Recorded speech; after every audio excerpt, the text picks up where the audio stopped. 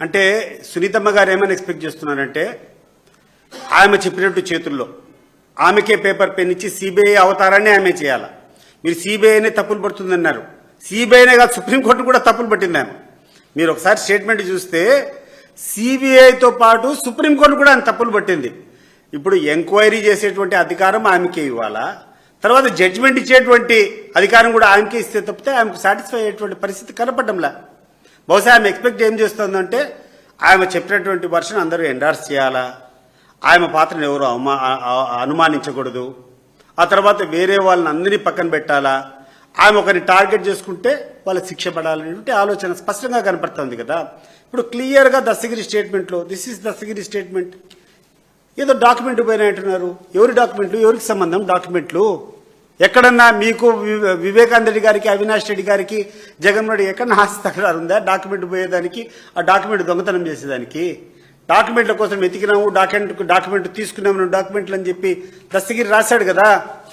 దానికి సమాధానం ఏంది అని చెప్పి నేను అడుగుతున్నాను. రెండోది, ఆ ఉమాశంకర్ రెడ్డి సునీల్ యాదవ్ అనే అబ్బాయి కూర్చొని మా మా మా తల్లిని అడుగుతావారా నువ్వు అని చెప్పి ఏదో బూతులు తిట్టట్టు ఉంది. ఏం దీనికి కారణము? ఎన్ని కారణాలు ఉన్నాయి, ఎన్ని కోణాలు ఉన్నాయి? అవన్నీ పక్కన పెట్టి నువ్వు అడిగేదంతా, మీరు చూపించే నేరం అంతా ఏంటంటే సిబిఐలో చూపించింది tampering of evidences. Vivekananda Reddy గారు చనిపోయిన తర్వాత ఆ ప్రదేశాన్ని అంతా క్లీన్ చేశారనేటువంటి ఎవరితోనూ ఒక దాడిపోయే ఒకరితో కూర్చొని స్టేట్మెంట్ తీసుకొని దాంట్లో పెట్టుకొని ఆయన కేసులో పెట్టారు. దానికి ఇప్పుడే చూపించాను కదా, నేను ఇప్పుడే ఆదినారాయణ రెడ్డి గారు మాట్లాడేటువంటి మాటలు మీకు క్లియర్గా చూపించాను కదా.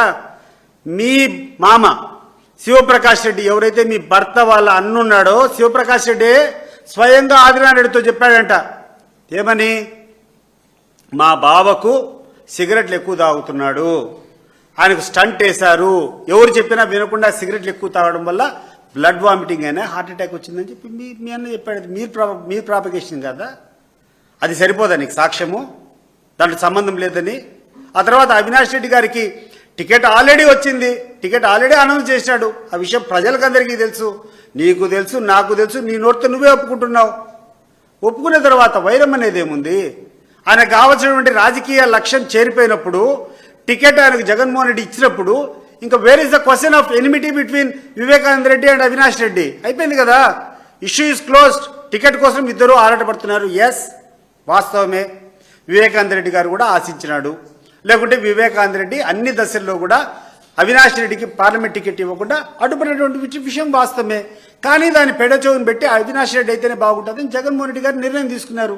అయిపోయిన తర్వాత very the question of enmity. రెండవది, అవినాష్ రెడ్డి గారు ఒక నేరం చేశాడనేటప్పుడు దారిలో పోయే వాళ్ళు నువ్వు నేను చేయగలుగుతామా? ఎక్కడైనా ఒక జింక పోయి ఏదైనా వ్యక్తిని వేటాడుతుందా? ఒక పవర్ఫుల్ సింహాలు, పులులు వేటాడతాయి.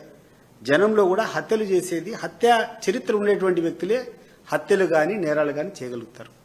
దీనికి సంబంధించి ఒక ఓపెన్ ఛాలెంజ్, ఎక్కడైనా కడప జిల్లాలో, కడప పార్లమెంట్ పరిధిలో 12 సంవత్సరాలుగా ఎంపీగా ఉన్నటువంటి అవినాష్ రెడ్డి గారి పైన ఒక చిన్న ఆధారం, ఎక్కడైనా ఒక నేరస్తుని ఎన్నికేసుకుని వచ్చినాడని కానీ, ఒక నేరం చేయమని చెప్పినాడు కానీ, ఎక్కడైనా ఒక ఆధారం ఎవడైనా చూపించగలుగుతాడా నేను చెప్పి అడుగుతున్నా నేను.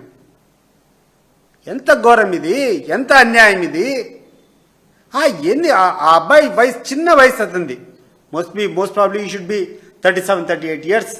గడిచిన 8-9 సంవత్సరాల నుంచి ఆయన, వాళ్ళ తండ్రి, వాళ్ళ కుటుంబం పడుతున్నటువంటి నరకం ఎవరు కూడా శత్రువు కూడా లేదు. అయినా కూడా ఆ వ్యక్తి చూపిస్తున్నటువంటి, ఈ కుటుంబం మీద చూపిస్తున్నటువంటి గౌరవానికి నిజంగా నేను చెప్తున్నాను, పాదాభివందనాలు చెప్పాలి. అంత గొప్ప వ్యక్తి మనస్ఫూర్తిగా చెప్తాడు దీన్ని. ఏ రోజన్నా నిన్ను ఒక చౌకబారు మాట మాట్లాడాడా? మా సునీతక్క అంటాడు, మా పెద్దనాన్న అంటాడు. ఈరోజు కూడా మాట్లాడేదానికి ఛాన్స్ లేదు. కానీ మీరు మాట్లాడకుండా ఉంటే మీ త్రయము, మీ చంద్రబాబు నాయుడు గారు, మీరంతా కలిసి ఎన్ని రోజులు మాట్లాడతారు ఇట్లా? ఏం అవసరం ఉంది మాకు వివేకానంద రెడ్డి గారిని సంపాదించేటువంటి అవసరము? జగన్మోహన్ రెడ్డి గారే కదా వివేకానంద రెడ్డి గారికి ఎమ్మెల్సీగా టికెట్ ఇచ్చింది. ఎమ్మెల్సీ టికెట్ ఇచ్చిన తర్వాత ఆయనకు అయ్యే ప్రతి పైసా ఖర్చు జగన్మోహన్ రెడ్డి గారే కదా పెట్టుకునింది. డెఫినెట్లీ పార్లమెంట్కి వచ్చినప్పుడు వివేకానంద రెడ్డి గారి మాటలు ఆయన పెడచవని పెట్టుకొని అవినాష్ రెడ్డి గారిని ప్రిఫర్ చేశాడు. అంతేగాని చిన్నాని మీద ఆయనకేం కోపం లేదే. ఒకవేళ చిన్నాని మీద కోపం ఉంటే ఎమ్మెల్సీగా ఆయనకి ఎందుకు టికెట్ ఇస్తాడు?